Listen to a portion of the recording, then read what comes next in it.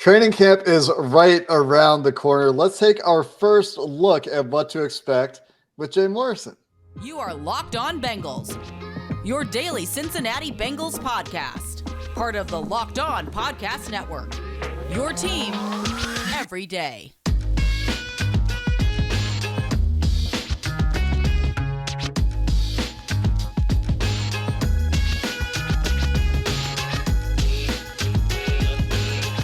What up, Bengals fans, and welcome to another episode of the Locked On Bengals podcast. I'm your host, Jake Liscow, along with your host, James Rapien. Today, we're joined by Jay Morrison, now working with Pro Football Network, or at least in the very, very near future, and we'll let Jay talk a little bit more about that. We're part of the Locked On Podcast Network on Locked On Bengals, bringing you coverage of your team every day, free and available everywhere you get your podcasts, and you can subscribe on YouTube. Be part of that first listen club, be part of that everydayer club. We appreciate all of you listeners who do those things so much. And Jay, excited to see you covering the Bengals again. You've had a little bit of a break, but you've landed with Pro Football Network. And I think everyone is very excited to see you land in a spot where you can continue to cover the Bengals in that beat capacity. Yeah, well, thank you, first of all. I think it's equal mix of excitement and relief because, you know, when something like that happens and you just don't know what's next. And that was always my number one goal, to try to stay on the Bengals beat. I feel like I could cover anything, but, you know, spent 11 seasons already building relationships and contacts and sources. And the idea of starting over somewhere else was not that appealing to me. So thank you to Pro Football Network for reaching out to me. And we were able to come to an agreement. So I'm really looking forward. I get started officially on Monday, the 17th. Yeah, congrats, Jay. Really excited, like Jake said. And you mentioned the sources. And so let's just go right to it. If you want to break news right now on any of the topics that you know we're going to ask you, I'm sure, Joe Burrow's extension, Joe Mixon's future, maybe Jonah Williams being the starting right tackle, whatever it is, go ahead and do that. You can give us your first scoop. I'm sure that's what PFN would want.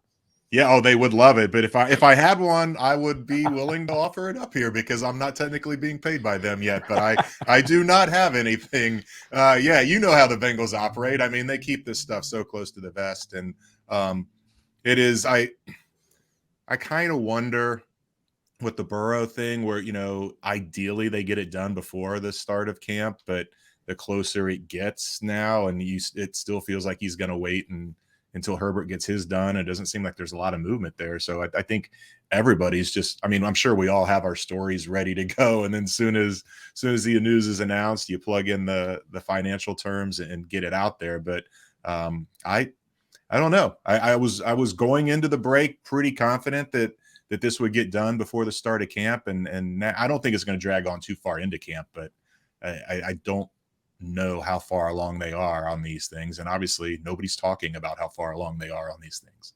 And Joe Burrow, of course, on a vacation right now, as are many of the Cincinnati Bengals football players and coaches at this time of year. And coaches, I'm sure, will get back into the building probably late this week, early next week, with rookies reporting on July 22nd and veterans on July 25th. But on the topic of the Burrow extension, it does seem like it's just waiting for Herbert, right? Like there's nothing else to me that could possibly really be going on there outside of Burrow probably deserves to be paid more than Herbert.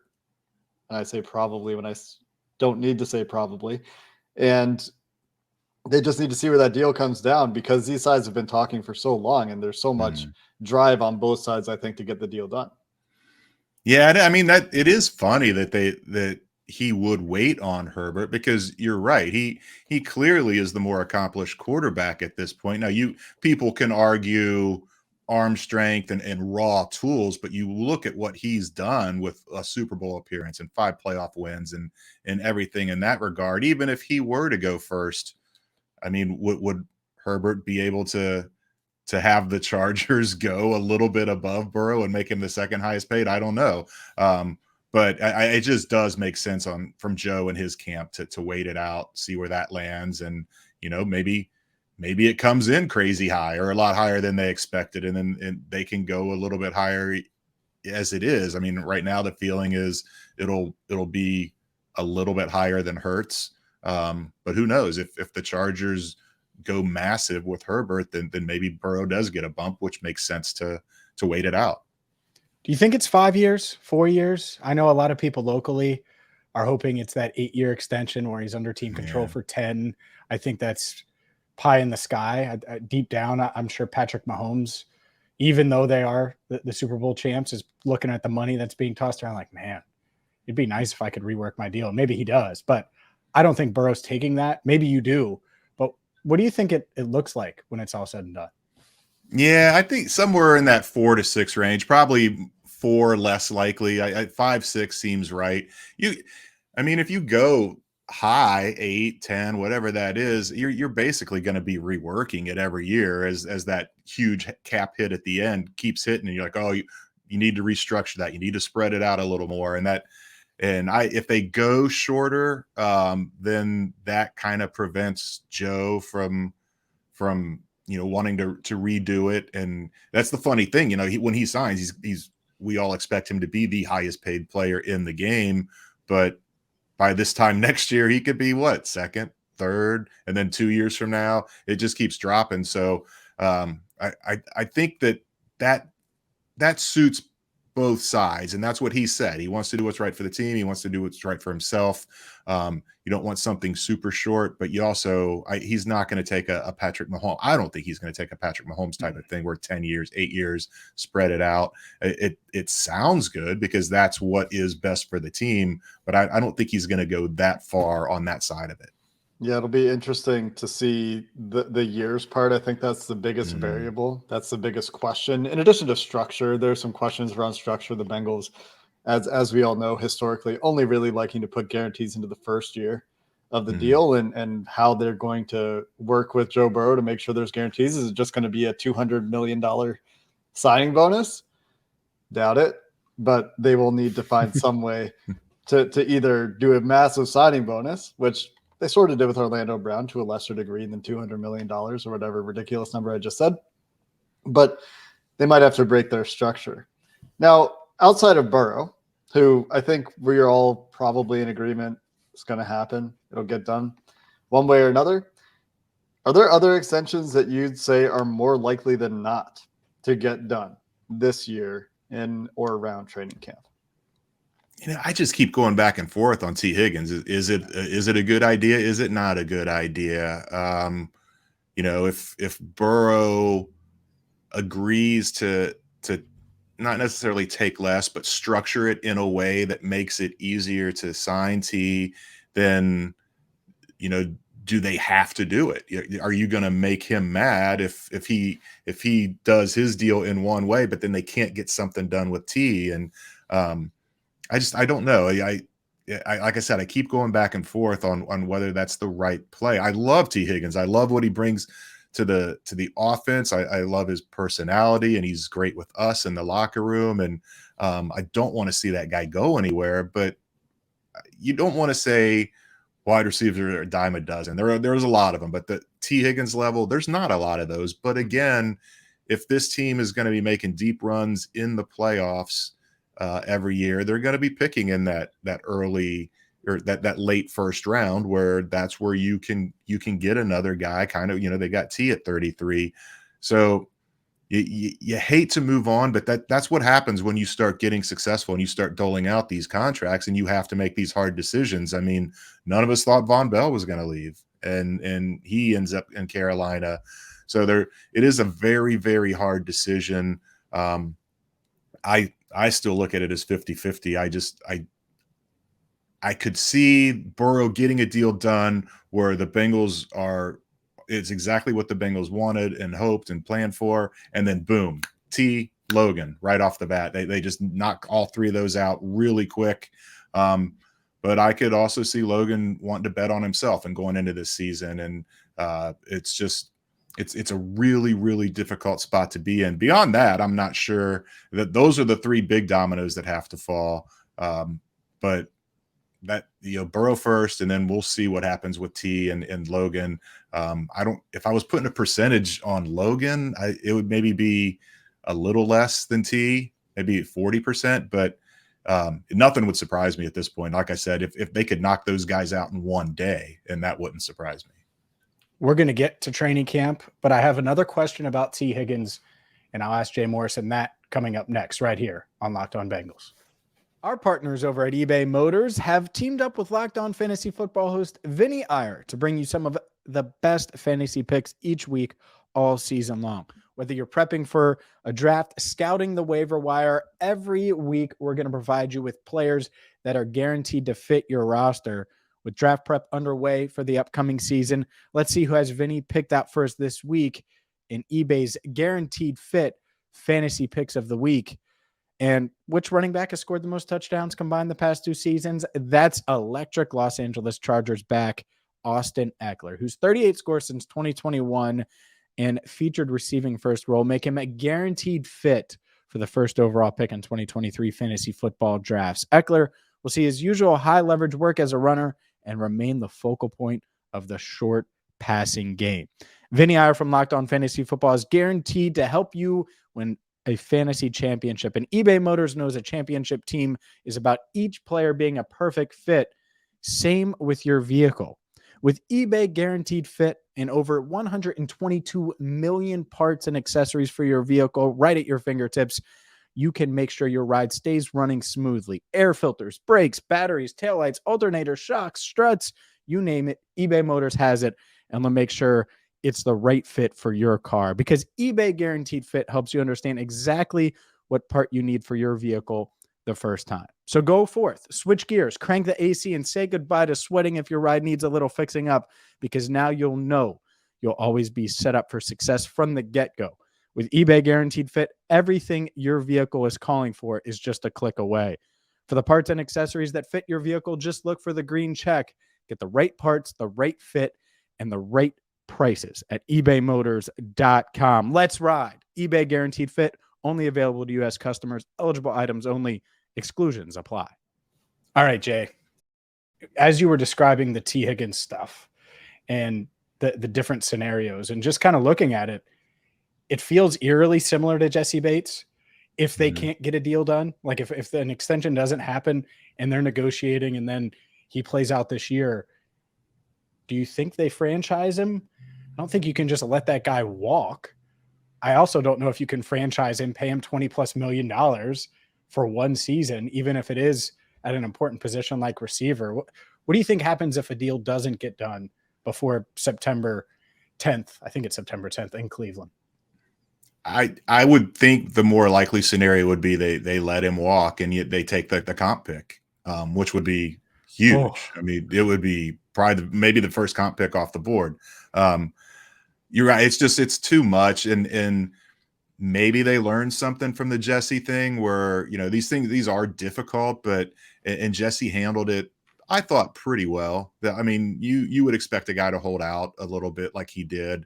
But you worry about on the offensive side of things as opposed to the defensive side of interrupting flow. And I don't know that T would be a malcontent, but it's just, I don't know that that's a road they want to go down again, where you franchise tag him and he's going to hold out through OTAs and through a good part of camp. And then he comes in and he's a little behind, even though he knows the offense, but he has a history of some soft tissue injuries. And if he's not working out in camp and not fully up to speed, then that's another concern in the back of your mind. I just think it's all or nothing. Extend him or let him walk. Not a tag and trade. Sorry, Jake. Just one more. Not a tag and trade. I guess that could come into play because that's about that's not the Bengals way, of course. Right. And that's about, I mean, the money is going to be about the same as we expect him to be in the 25 million range anyhow, as far as annual value. And that's probably where the franchise tag would come in. But yeah, I don't know. You got to find the right partner there. And I don't know on the other end, why not? If they don't think the Bengals are interested in tagging him, then why do the tag and trade? Why not just wait and grab him on your own in free agency? We've seen it play out. We've seen the tag and trade play out. Certainly, if they can't get a deal done, you lose a little bit of leverage, of course, as the team making the deal there. And it's not something the Bengals have done a whole lot of. I do come back to the kind of culture that this team is trying to build in the locker room that Joe Burrow recently talked about. He did an interview with complex.com and talked about how important the off the field relationships are. And they asked about his relationship with Jamar Chase, and Joe Burrow gave the answer he always gives about his relationship with Jamar Chase. They're good friends off the field. That translates onto the field as well. And that's something that I think T is increasingly a part of. And you've heard Jamar talk about that in the OTA process, in the offseason workout process, where he was encouraging T to come work out when he wasn't necessarily there for all of them early on in the offseason program, and he wanted to be on the field with T as much as possible. And so I feel like that feeds, at least for me, this idea that the big three narrative is also something that is actually a thing for those three players as well. And I wonder, do you think there's anything to that from like a cultural perspective, from a relationship perspective, where Joe Burrow would, because I think they listen to Joe and what he has to say about team building, especially with the offense. Do you think that plays a part into it? Yeah, I do. I mean, you're putting up numbers, you're winning, you're getting everything you want, and that. So why would you want to break that up? But I keep going back to T's end of it. How much does he want to be a number one? He's never going to be a number one. Well, here, I mean, it's always going to be Jamal, even if he's 1A. And does he want to go somewhere? And especially, if they don't sign him to extension this year, and then you get to next year in free agency, and maybe the Bengals win the Super Bowl this year. And he's like, hey, I've got my ring, I've got my stats, go out there and test it and see what I can get and be a number one somewhere else. I know, fans are enamored with keeping this group together because they love T so much, but at the end of the day, it is business. And these guys are out for themselves. Even Joe saying, do what's best for the team, do what's best for myself. So that's the big question in the back of my mind. I think it was a Super Bowl week on a Radio Row, and he talked about, he viewed himself as a number one. And if that truly is the case, and he wants to prove it, he's going to have to go somewhere else, because like I said, Jamar is going to be number one for as long as he's here. So what you're saying is they need 170 targets for both T and Jamar and put them both over 1,800 yards and 12 touchdowns or so, and then we can have two number ones, right? Yeah, they should throw it every down anyways. So right, once you throw it to Jamar, then the next one has to go to T, and it has to be split right down the middle. Exactly, easy enough. It's perfect. It would be like if Michael Jordan and let's say LeBron, your turn, my turn, and they just do that for the entire game. Let's transition at least a little bit and stick with the offense. But a big topic outside of extensions this offseason has been, especially after they added Orlando Brown Jr., what they do at right tackle. And La'el Collins working out in Cincinnati, it's certainly progressing, hopefully well. We'll see in a few weeks when we're at camp and things get started. But Jonah Williams, we talked to him during mini camp. Obviously, Jackson Carman took all the first team reps at right tackle. How do you view this spot in this competition? Because that's what Zach Taylor's used to describe it. Who do you think the favorite is? How do you view the trio competing there at right tackle? I think it's Jonah. He's just, even though he's switching positions, he's played that before in college, early in college. He's just got more reps in the league. He's got more of a track record. Now, some people would say that track record's not very good, but he's still, I think has the head start on Carman. And Carman really surprised me last year, and he surprised me this year when we showed up for OTAs, and he swore he only lost a few pounds, but that's not what it looks like. He looked like he really got in good shape. But I just, you see the videos of Jonah working out, and you see what he said to you guys in mini camp, where he wasn't happy with what happened, but he's going to go out there and bust his butt and do the best he can to be a right tackle.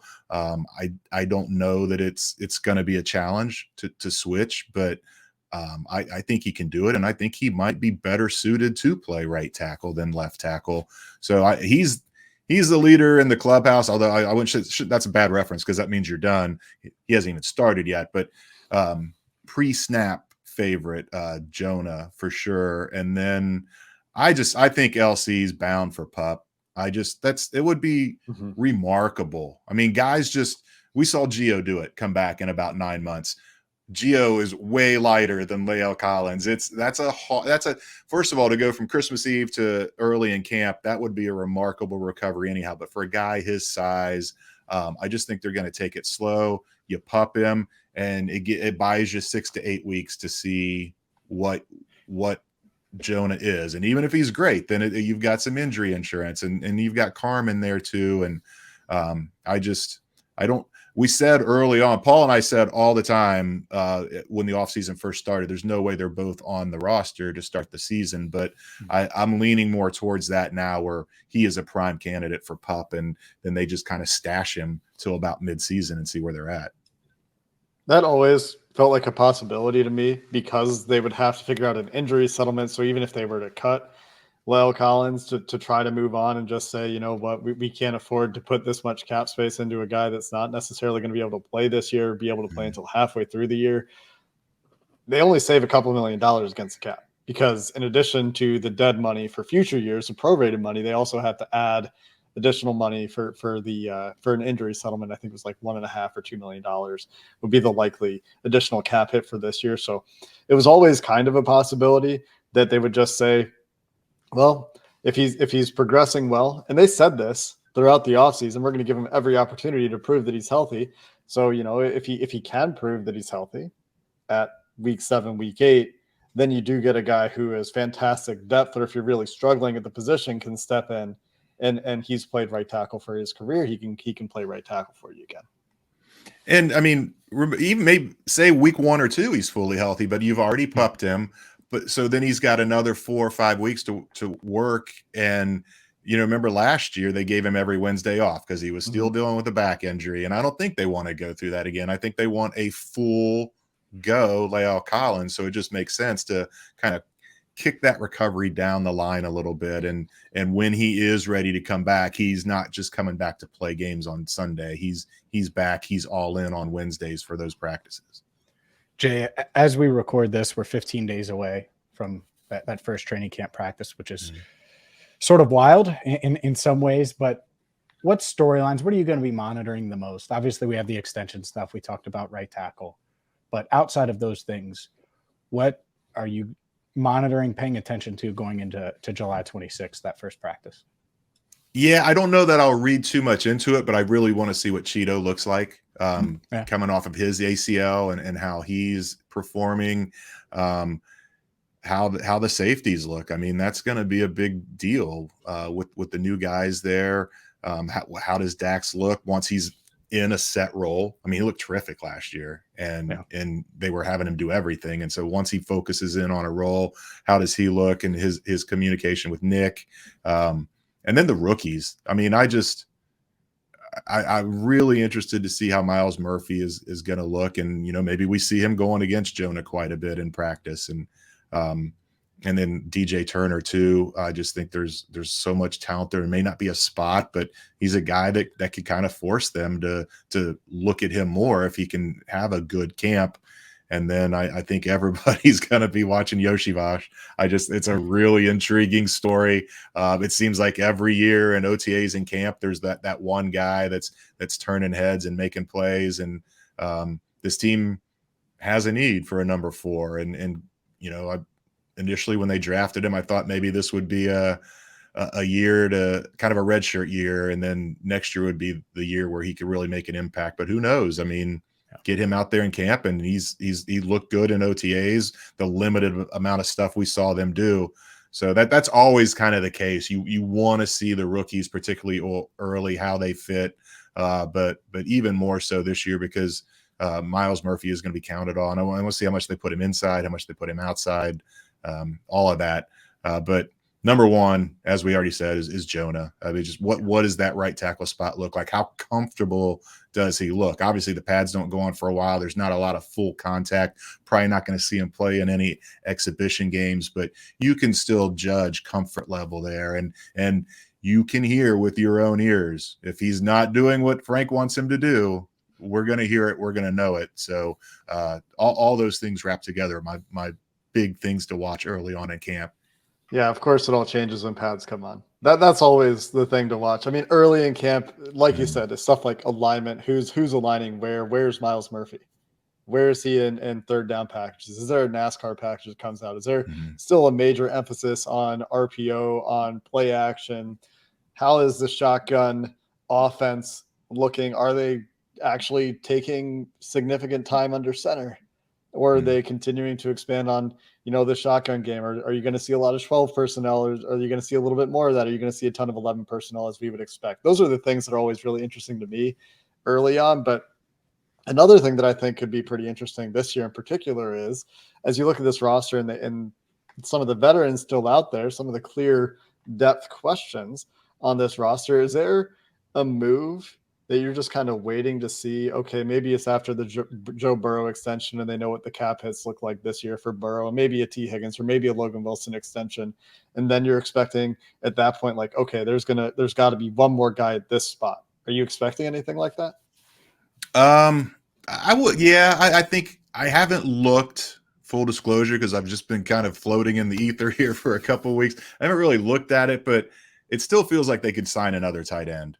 And outside of Mitch Wilcox, I think that is going to happen. I think once he's healthy, they'll probably bring him back. But if there's another tight end out there, it's just Irv Smith looked good in OTAs, but he's got that injury history. And what do you do if he goes down? It's not ideal. And a 3-tech too. Another guy, if they like Miles Murphy outside more than inside. You still don't really have a great backup for BJ Hill. Is there a guy out there that they would be willing to go and get? It makes sense. Once they get these extensions done, they'll know where things stand. And you see veterans like this all the time will kind of just, maybe teams show interest, but they just wait it out. They wait, get through the grind of training camp, and then they sign, and they're keeping themselves in shape, but they just don't want to go through that 6-week grind of camp. And maybe it's more like 3 or 4. You mentioned running back, and I want to ask, or you mentioned rookies, and I wanted to mention running back and bring up Chase Brown. What did you think of his camp? Obviously, we see all the measurables, all of the things he did at Illinois, but what are you expecting from him this season? Because I think it is a unique set of circumstances in that running back room without Samaje Perine. Yeah, I mean, that's the expectations. I'm not really sure. I want to see how they're going to use him, but I am really intrigued to see what his hands look like, because he didn't catch a lot in college, but that doesn't mean he can't do it. He just wasn't asked to do it that much. And if he's going to be in that Perine role, then you're going to need some more of that from him. But shoot, I wouldn't rule him out being the starter in week 1. I mean, we don't know if it's happened yet, if it's going to happen. The assumption was Joe Mixon's going to be asked to take a pay cut. That's already been broached with his camp for sure. The fact that he was there for all of the voluntary stuff and the mandatory stuff, I leads you to believe that he's okay with it. He wants to be a part of this, but we know what age is on running backs, and maybe Chase Brown comes in and just totally outplays him. You do worry about the dynamic there. If it kind of like with T and Jamar, if it becomes a 1 and 1A kind of thing, how will Joe handle that? But Chase Brown, he is very, very intriguing, because I think he has the potential to win that starting job, and maybe that's good. Maybe that's good for Joe Mixon, where it brings the best out of him in camp, and he holds him off, and then Chase settles into that third down back role. That's another thing that I'm really, really looking forward to in camp, although I don't know we're going to see it right away, because like Jake said, you can't tell much until the pads come on. Even when the pads come on, the run game is just, I mean, everyone's a touchdown. I mean, they're not allowed to hit them. They're not allowed to tackle them. So they just break through the line, and you don't really get a good gauge on how they are at fending off contact and actually making guys miss. But I like the potential of Chase Brown a lot. Jay, before we let you go here, any other? You're a big concert guy. You post pictures all the time on your social media. He's putting it lightly here, Jay. And what's the next show? Anything before camp? Any more you're going to sneak in there? Yeah, Saturday night I have a George Thorogood up in Dayton. A friend of mine saw him a couple years ago, said how amazing he is live. So I said, okay, I'll go. That will be my 11th concert of this year. My wife's only at 8. I went to 2 by myself without her. Then we have this will surprise you. On July 20th, we have Nelly Let's go. Yes, we're in the 4th row. So I'm Wait, really where looking, at, Jay? That's at the Phrase in Dayton. It's sold out. It's kind of like a river bend, but it's much smaller with a lawn. And if you give me a second here, I can call. I've got a bunch more during camp that are going to be maybe tough to get to. I'm going to sneak in. You said it's sold out. I'm going to sneak in. 4th row. I'm going to if just there's one space, if there's one place that's easy to sneak in, it's that place. I've never tried it, but I'm dumbfounded by it's in the middle of a park in Kettering, Ohio, and there's a spot where you can walk up from the outside and you can watch the show without even being in there. And all that's stopping you from being in the venue is maybe about a 4-foot high metal railing, which I'm a little over 6 feet. I could easily step over that. I never see people guarding that area. So that I'm always surprised by that. Look at this. I'm really going to sneak in now. Look at Jay. Dropping the intel. We have Incubus and Bad Flower on August 1st, Disturbed and Breaking Benjamin on August 15th, and then maybe Chevelle and 3 Days Grace September 14th between week 1 and week 2. I got to give my wife some grief here. She bought those tickets and she bought $75 VIP access. And when she went to look where our seats are, it says you don't have tickets. You just bought VIP access. We don't actually have tickets to the show. So, and now that gives you, that lets you get in early for the GA. Well, the GA is sold out. So now it's like, well, what do we do now? So that one's an asterisk. I'm not sure we're hitting that show or not. Man, I hope that works out. Be a fun summer. I hope it works out for her too, or she's never gonna hear the end of it. Fun fact.